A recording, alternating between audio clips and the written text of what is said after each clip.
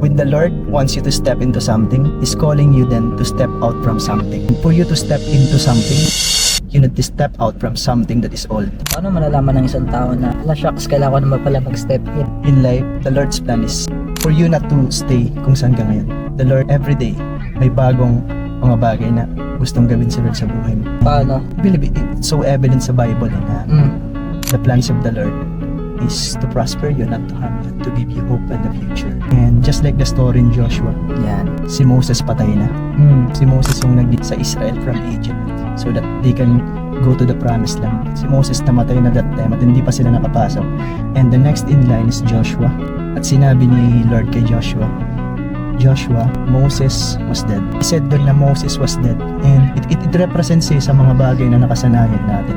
Kasi he was dependent kay Moses for so long. And it speaks sa nakasanayan natin. It may be people na we thought na siya na a comfort zone na nasanay na tayo na okay naman ako dito eh. Oo. Dito na lang ako, di ba? For a situation or a work na sanay na tayo, okay yung income and all.